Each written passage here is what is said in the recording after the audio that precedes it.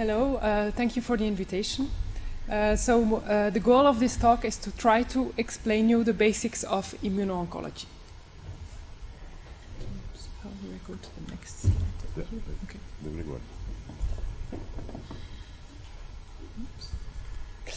Okay.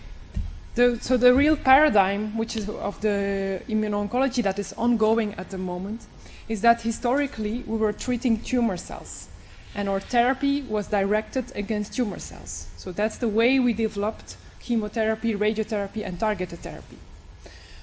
Whereas now we are trying, especially for immuno-oncology, we are trying to boost the immune system, and we are activating, especially with antibodies, lymphocytes or immune cells, so that they recognize the cancer cells. So it's an indirect way. And this has given very impressive results, especially in melanoma patients. Because we see that melanoma patients that have been treated with anti-CTLA-4, the first generation immune checkpoint blocker, after 10 years, 20% of them is still alive. And these were metastatic patients that have no other possibilities. But how does it work? So first of all, the immune system historically can be divided in two parts. We have the innate immune system and we have the adaptive immune system. And of course, they collaborate. The innate immune system is typically characterized by cells that recognize, that are activated by danger signals. And they have a very rapid response. However, they don't develop memory. On the contrary, adaptive immunity is made up by different cells like T cells, B cells, that very specifically will recognize tumor antigens in cancerology, but also infected cells, virally infected cells, or bacteria. And these will be very specifically recognized by the B cell receptor or the T cell receptor. And it's like T cells, they are divided in CD4 cells and CD8 cells. CD8 cells have very good killing activities and they can kill tumor cells. So they are serial killers. They are the ones that do the job in the end. And CD4 cells will more help CD8 cells to perform accurately. And I think the development of immuno-oncology the last 10 years, because you should know that actually immuno-oncology it exists since more than 100 years. More than 100 years ago, we already injected TLR agonist into tumors, and we saw that there was some effect. But it's only since 10 years that it really works, and this is probably because we finally understood that cancer cells, they are putting the immune system in their microenvironment asleep, to simplify. So they are emitting inhibitory signals, like cytokines like IL-10. And that's the way they are attracting, for example, macrophages, which we call tumor-associated macrophages. They are keeping the dendritic cells immature. They are attracting myeloid-derived suppressor cells and Tregs. And all these four types of cells, they inhibit, for example, CD8 responses. On the other side, the good guys are the CD8 cells, NK cells, mature dendritic cells, and mostly also CD4 cells. Now, what is one of the major understanding of the last 10 years is that how we can inhibit lymphocytes. So first of all, how should it work? When an antigen-presenting cell, which is mostly like a dendritic cell, but which can also be a tumor cell, presents through the MHC molecule, the antigen. So in tumors, it will be a tumor antigen.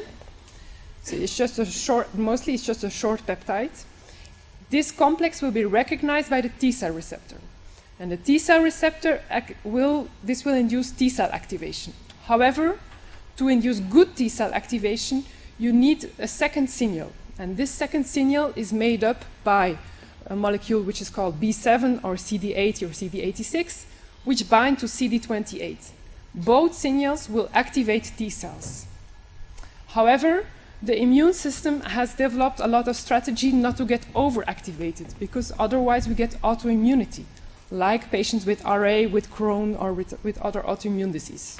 So T cells, they can upregulate molecules which will stop the second signal.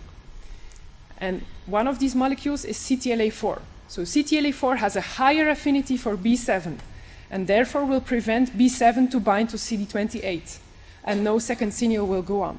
And the same for PD1 and PDL1. So when PD1 and PDL1 is binding, it will induce exhausted T cells, and T cells that do not react anymore. So even if the T cells are present in the tumor, they are exhausted, and they are not able to kill tumor cells like they should. So of course, CD8 cells, they are the serial killers, and you can really look on YouTube on very nice videos, which I couldn't show now, but in 30 minutes they can really kill cancer cells. So they're very, very potent. Here I repeat the cells of the immunosuppressive microenvironment.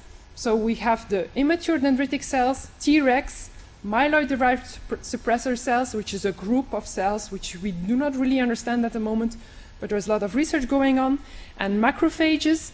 Sometimes we divide macrophages as in M1 and M2, and when they are M2, they are pro-tumoral. When they are M1, they have anti-tumoral activities. So Tregs, regulatory T cells, which are characterized by the expression of FOXP3, which you can use in stainings. And Tregs, they will inhibit dendritic cells. They will also inhibit CD8 cells. They will emit, for example, TGF-beta, IL-10, and they will even attract tumor-suppressive macrophages. Macrophages are cells which are far more complex to understand, I think. And they have been, I think you must remember that macrophages, they are present in our body to keep the homeostasis. And they are very important for wound healing, for example. So it's very logical that they will also play a role in EMT. They will also play a role in the transition to mesenchymal tumors, which are very resistant to immunotherapy. So macrophages play a central role. However, we are not so good at the moment at targeting them. I will come back to that. Because they have a very double face, so we do not really know how to target them. What's going on in lung cancer? So first of all, let's go back to the cancer immunity cycle. I think it's a very good image to have and to keep in mind to understand how immunotherapy works. So first of all, cancer cells die, for example, because of chemotherapy, and they will release antigens. Sometimes they will also release danger signals. When they release danger signals, then they will already start activating the immune system. Without the release of danger signals, the activation of the immune system is not optimal. So this is what you see here. The antigens will be presented by dendritic cells. Dendritic cells will travel to the lymph nodes, and at the lymph nodes they will meet T cells. And some of the T cells, they will recognize with the T cell receptor the antigens that are presented by the dendritic cells. When the T cells are activated, they don't want to stay in the lymph nodes, and they go to the tumor if everything goes well, because in many cases the tumors, they make like a barrier around them. Especially macrophages are very potent to make barriers around tumors and not to let enter CD8 cells. However, let's hope they get in. If they get in, and if there is, for example, no PDL1 and expression, then they can kill tumor cells. Of course, this is a very simplified version of what is going on, but I think it's a way to understand. The therapies which we use in lung cancer, like chemotherapy, radiotherapy, and TKIs, they can intervene here because they can sometimes increase the real danger signals. CTLA4, anti-CTLA4, which is important for priming of T cells, will intervene here. So that's the drug which we call ipilimumab and tremelimumab. Bevacizumab, what the question was about, is an interesting drug because it will lead to more CD8 infiltration into the tumor, especially in ovarian cancer and renal cancer. And so I think it's a very interesting drug to combine with other immune checkpoint blockers. And then, of course, anti-PD-1. So here I come back. What happens when we add an anti-CTLA4 antibody or an anti-PD-1 antibody? Well, this binding between CD28 and B7 can again go on, and we have signal 2. Signal 2 means the T cell is activated, and the T cell can do its work. And this is what we see in patient. This is a renal cancer patient, a patient with a lung metastasis. And after 2 injections here at this anti-PD-L1, we see that there is a huge increase of CD8 cells. And maybe we are not very good in biomarkers, but I think one of a good biomarker could be a biopsy after the, of course this needs to be validated, but this might be a good idea that when you have a lot of CD8 infiltration, the patients are more likely to respond, I think. But of course it's very difficult to organize that everywhere. And in thoracic cancers, we have a lot of nice results, especially in non-small cell lung cancer, small cell lung cancer, and mesothelioma. But I don't need to tell you that, I think. But what for our patients that do not respond to immune checkpoint blockade? How can we alter that? Because there are still many. I think there is a lot to do about non-inflamed tumors, which is like tumors which we call cold tumors. There's no immune system in place. Remember I was talking about the barrier, when there is a lot of macrophage infiltration and there is like and the CD8 cells cannot come into the tumor, we call this a cold tumor. And the question could be, how can we change a cold tumor into a hot tumor? Well, in mice, there has been done a very interesting model, and this is in a mouse model of lung cancer. And as you can see here, when they killed the mice that were not treated, there were a lot of lung cancers, with a lot of lung metastases. When you add anti-PD-1 plus anti-CTLA4, which is already a very toxic therapy, you see nothing is happening, and on the other side, you see no CD8 cell infiltration. However, when you use an immunogenic chemotherapy, and what is immunogenic chemotherapy? It's one that releases a lot of danger signals, one that activates the immune system. For example, oxaliplatin and cyclophosphamide is known to do that. And this leads to CD8 cell infiltration, and when you combine, then it's really working. So this is kind of rational to combine chemotherapy with immune checkpoint blockade, because it's a way to attract CD8 cells. It's a way to inflame the tumor. And the same can be said for, or at least for example, dasatinib, which is a TKI. We also know that CD8 cells are important for the effect. And the same is true for radiotherapy, that we need the immune system for some ways of radiotherapy. And this is why when a mouse has a tumor, what you can see here, they do not respond to anti-PD-L1, but however, when you add radiotherapy, you overcome resistance. And this is probably because you get CD8 infiltration.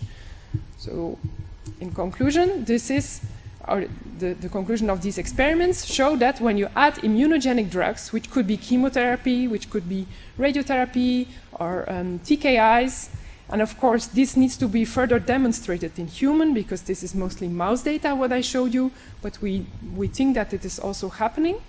You get a lot of CD8 infiltration, and that's the way immune checkpoint blockade can do its work and induce durable cancer control. So this is why we would like to combine tumor-targeted therapy with immune-targeted therapy. And I think one of the speakers will really talk about this will be the discussion of one of the speakers. So, and this is what is already going on in lung cancer.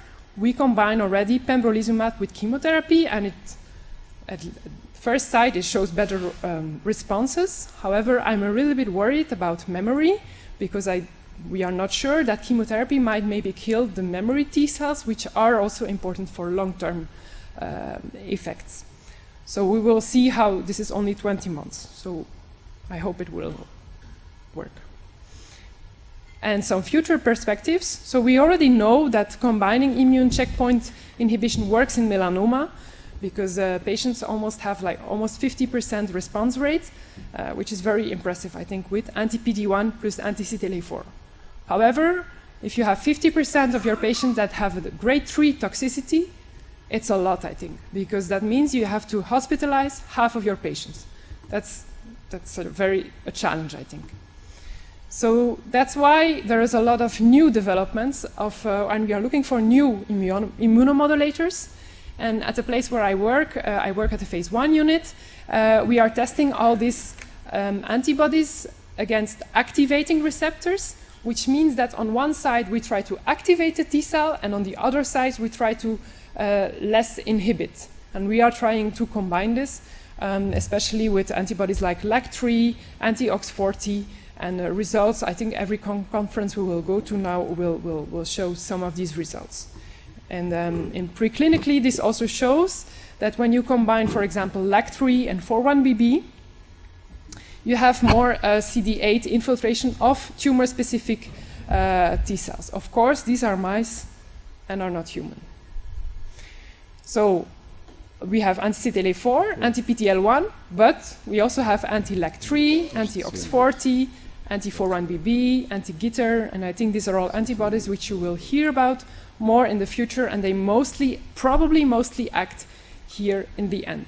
Although we also think that they deplete Tregs, especially OX40 and anti-GITR, that they deplete Treg into the tumor bed, which is really interesting. Then we also have anti-KIR antibodies, which will activate NK cells. And how does that work? So NK cells, they will especially recognize tumor cells that do not express MHC molecule class 1, because this is one of the escape mechanisms, that tumors, they downregulate MHC class 1, so that CD8 cells cannot recognize them anymore. And so then they can be recognized by NK cells. However, NK cells, they have a lot of inhibitory receptors, for example, KIR.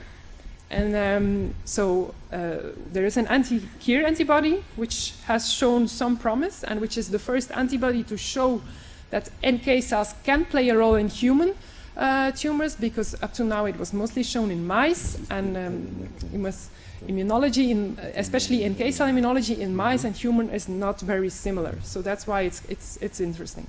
Of course, this is a phase 1 trial in head and neck cancer patients, and there is a 24% response rate, which might be a little bit higher than nivolumab.